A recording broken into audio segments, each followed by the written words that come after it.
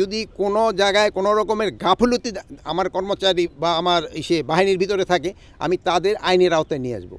এখানে কাউকেই ছাড় দেওয়া হবে না। এখন যে হারে প্রশ্ন করতে পারতেছেন, এই প্রশ্ন কি আপনারা গত 15 বছর করতে পারছেন? সঠিক বিচার যেন হয়, এই জন্যই কিন্তু একটা তদন্ত কমিশন গঠন করে। এটা কিন্তু কমিশন, তাদের দুইটা মেইন দাবি ছিল।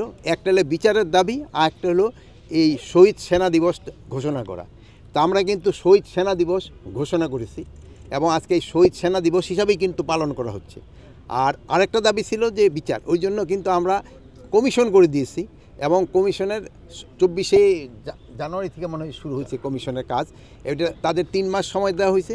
তাদের রিপোর্টের বেসিসে আমরা যারা যারা দোষী সাব্যস্ত হবে তাদেরও বিচারের আওতায় নেওয়া হবে। বিস্ফোরক মামলায় মানে হত্যা মামলা যাদের সাজা হয়েছিল, তারপরে বিস্ফোরক মামলার জন্য কিন্তু অনেক দিন তাদের সাজা ভোগ হওয়ার পরেও কিন্তু জেলে ছিল, কিন্তু তাদের কিন্তু অনেকেরই জামিন হয়ে গেছে। এখন আরও যদি এরকম থাকে, কোর্ট বসলে এটা দেখতে তো আমাদের হাতে না, এরা সম্মানীয় কোর্ট যদি তাদের জামিন দিয়ে দেয়, জামিন দিয়ে দিবে তাদের। গত 15 বছর কেন এটা ডিক্লেয়ার করে না, এটা তো আমার পক্ষে বলা সম্ভব না। আর 2 নাম্বার যে সঠিক বিচার যেন হয়, এই জন্যই কিন্তু একটা তদন্ত কমিশন গঠন করে। এটা কিন্তু কমিশন মানে না ইনকোয়ারি কমিটি না, তদন্ত কমিশন গঠন করা হয়েছে।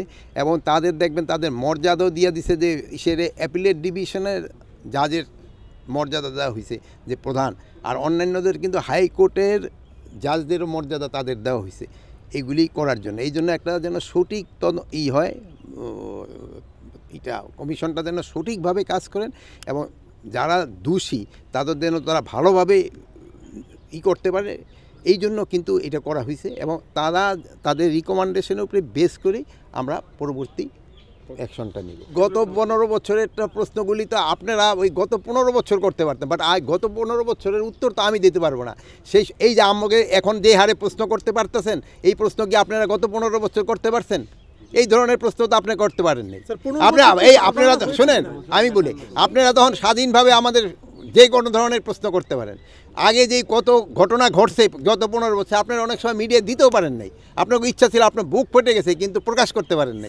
বাট এখন তো আপনারা এটা প্রকাশ করতে পারেন। এই সফলতা এবং ব্যর্থতা এটা আপনারা কিন্তু আমাদের আরও বেশি দিতে পারবেন যদি এইটার জন্য মানে আমরা যেইভাবে এটা সাজিয়েছি, এটা দেখে যদি কোনো জায়গায় কোনো রকমের গাফিলতি আমার কর্মচারী বা আমার বাহিনীর ভিতরে থাকে, আমি তাদের আইনের আওতায় নিয়ে আসবো।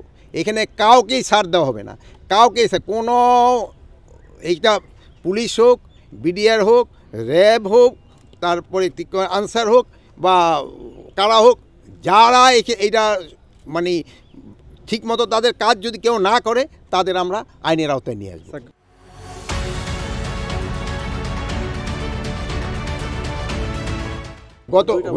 বনশ্রীতে গত রাতে আগের রাত্রে গত রাতে আমি এটা অবশ্য জানি না গত রাতে হয়েছে কিনা। হয় কি, আপনারা কারেক্ট রিপোর্টটা দিবেন। আমাকে অনুরোধ করছি যেমন আগে আপনারা অনেক সময় অনেক সংবাদ দিতে পারেন নাই, বাট আপনারা এখন সংবাদ দেন, যেটা সত্যি সংবাদ ওটা দেন। অনেক সময় দেখান যে অনেক সময় কিন্তু সংবাদটা একটু এক্সাজারেট হয়ে যায়, এটা যেন না হয়। এটা হলে হয় কি, মানুষের পারসেপশনটা চেঞ্জ হয়। আমি আপনাদের কাছে অনুরোধ করব, আপনারা সত্যি সংবাদ দেন এবং এই সত্যি সংবাদের বেস করে দেখেন আপনারা আমরা অ্যাকশন নেই কিনা।